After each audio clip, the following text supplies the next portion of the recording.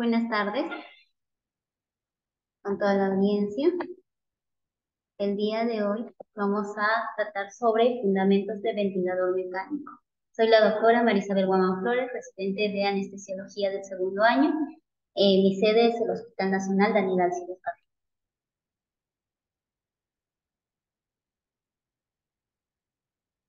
La ventilación mecánica es una alternativa terapéutica que gracias a la comprensión de los mecanismos fisiopatológicos de la función respiratoria y de los avances tecnológicos, nos brinda la oportunidad de suministrar un soporte avanzado de vida eficiente a los pacientes que se encuentran en estado crítico padeciendo de insuficiencia respiratoria. Para nosotros, como anestesiólogos, aprender a programar los diferentes modos disponibles, como también interpretar las diferentes estrategias de monitorización y en base a ello efectuar una forma oportuna de los cambios necesarios para optimizar, ayudar y minimizar las complicaciones que pueden producir un daño inadecuado e ineficiente del ventilador mecánico en nuestros pacientes es vital, sobre todo en nuestros pacientes que muchas veces salen de sala de operación requiriendo, ¿no?, ventilación mecánica. En cuanto a la evolución histórica, ¿no?, ya hace 2000 años antes de Cristo, los filósofos describieron, ¿no?, el Lien Qi como el proceso de transmisión de la inspiración del aire como la sustancia del alma. 580 años antes de Cristo, Anaxímedes de Mileto considera el aire como el principio de todas las cosas, ¿no? En 1550, Berzelius logra, a través de la colocación de una caña dentro de la tráquea de un animal, ventilarlo y protegerlo.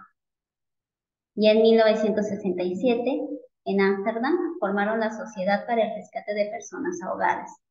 Y luego se formarían otras sociedades a partir de ello. Vemos que ya en 1907 la familia Drager logra la primera patente de ventiladores a presión positiva no invasiva, que se denominó el pulmotor. El primer respirador eléctrico a presión negativa usado exitosamente, ¿no?, fue el respirador Rinker-Shaw en 1928, que se denominaba el pulmón de acero. La clasificación de la ventilación mecánica se clasifica en presión positiva y presión negativa. Se puede dar a presión positiva una ventilación mecánica que puede ser invasiva o no invasiva. De igual forma, la presión negativa puede ser de forma invasiva y no invasiva. La ventilación mecánica convencional va a partir desde un ventilador, ¿no?, actualmente a presión positiva, ya no se emplea la ventilación a presión negativa, ¿no? Que la ventilación, bueno, en nuestro caso sea invasiva, ¿no?, y pueda mantener una relación de inspiración-expiración de 1 a 2 o de 1 a 3. Bueno, ¿qué es un ventilador mecánico? Es un dispositivo que nos permite realizar ventilación mecánica que va a permitir el soporte del órgano para poder realizar una función esencial. Esta es una serie de dispositivos de ventiladores mecánicos a través del tiempo, ¿no?, desde los más antiguos a los más modernos, que incluyen una mejor adaptación fisiológica para el pulmón, ¿no?, de acuerdo a los diferentes modos que nos ofrecen actualmente. Anteriormente solo las máquinas de ventilación ofrecían solamente 2 modos, ¿no?, tanto el modo de volumen y el modo presión. Actualmente hay una variedad de modos ventilatorios que se adaptan mejor a cada paciente de acuerdo a la patología que es. En cuanto a los componentes del ventilador mecánico, ¿no?, podemos observar ahí su estructura, ¿no? Este tiene que tener un suministro de energía, tiene que tener un suministro de gases, el sistema electrónico, el sistema neumático, el panel de programación y los circuitos del ventilador, ¿no?, que son las partes esenciales de un ventilador mecánico. ¿Cuál es la función del ventilador mecánico? ¿No? Es proporcionar, ¿no?, lo que es la respiración, tanto inspiración y expiración, lo más fisiológica posible en el paciente, ¿no? Esto a presión positiva. En el gráfico podemos observar, ¿no? Las dos variables fundamentales, como es la presión alveolar y la presión pleural, que van a proporcionar lo que es la presión transpulmonar, la cual disminuye durante la inspiración e incrementa durante la expiración, ¿no? Vemos que durante la inspiración esta presión transpulmonar va disminuyendo, ¿no? Disminuye la presión alveolar y la presión pleural para que haya un aumento de volumen dentro del alveolo. El modelo físico-matemático de la ventilación mecánica. Vamos a ver los diferentes elementos, ¿no? Que van a intervenir aquí en la presión transrespiratoria. Este va a tener un elemento resistivo y un elemento elástico. El elemento resistivo va a estar compuesto por una presión transviaérea. Va a estar determinada tanto por el flujo y la resistencia. Por otro lado, el elemento elástico va a depender de la presión transtorácica, ¿no? Del volumen que pueda tener el alveolo y de la distensibilidad de esta. Entonces, esta es la ecuación del movimiento, que es en la que está basada el ventilador, la ventilación mecánica.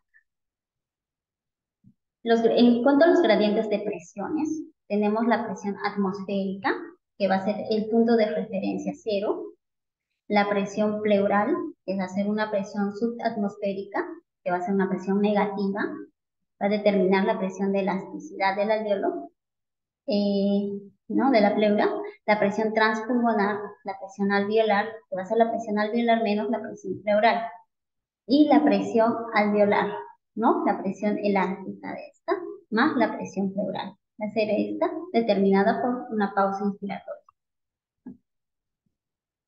Las variables de control van a ser las siguientes. Va a estar determinada por un gradiente de presión, ¿no? Para el ingreso del aire, el flujo de gas, el tiempo en el que ingrese el flujo de gas y los cambios de volúmenes a la cual se va a someter el alveolo. Aquí podemos observar las diferentes variables de fase, ¿no? Todo esto inicia durante la inspiración con el inicio de la inspiración o el trigger activador, ¿no? Va a haber una variable límite o reguladora, el ciclado y nuevamente el retorno a la línea de base.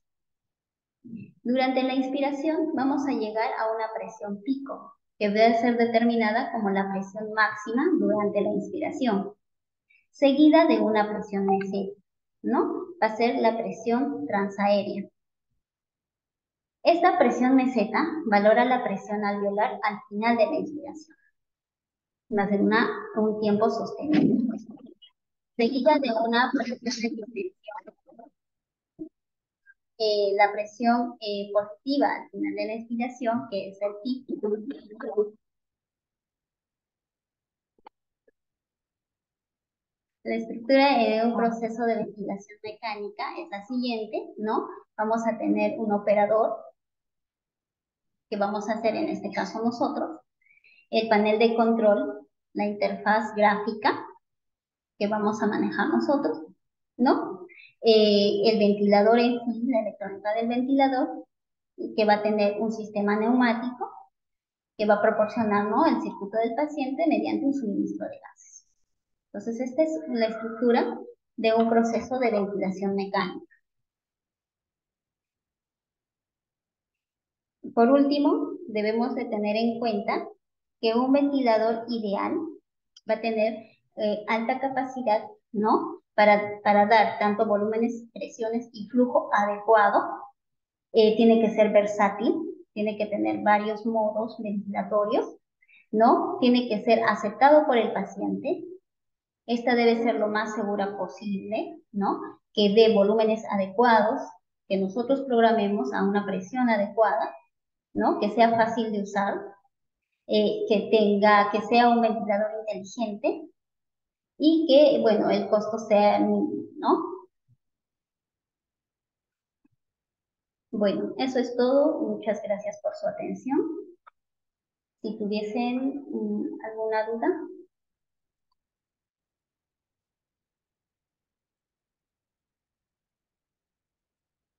Muy bien, doctora, gracias. ¿Me puede escuchar?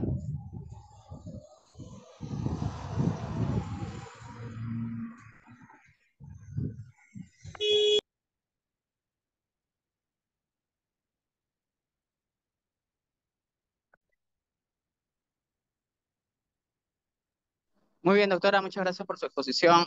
¿Podría aclarar cuáles son los principales modos de ventilación, por favor? Bueno, tenemos el modo volumen, el modo presión, el modo espontáneo, que tienen las máquinas ventilatorias básicas, ¿no? Con las cuales primero se crean estas. Incluso la primera, solo las primeras máquinas de ventilación solo tenían el modo presión. Actualmente existen otros modos más avanzados, ¿no? Para poder adaptarse mejor a la patología del paciente, ¿no?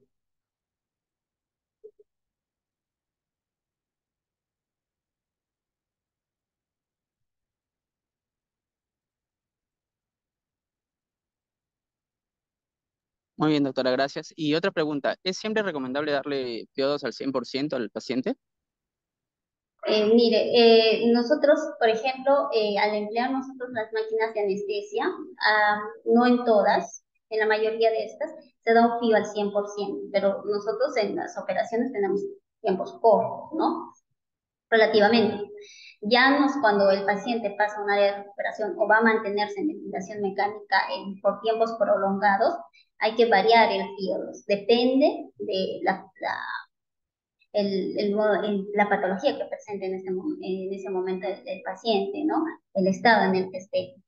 Entonces podemos ir disminuyendo, lo ideal es ir disminuyendo gradualmente el porcentaje de FiO2, dependiendo de la saturación, el estado hemodinámico del paciente, sus controles de AGA, ¿no? Y el PAPI que maneje.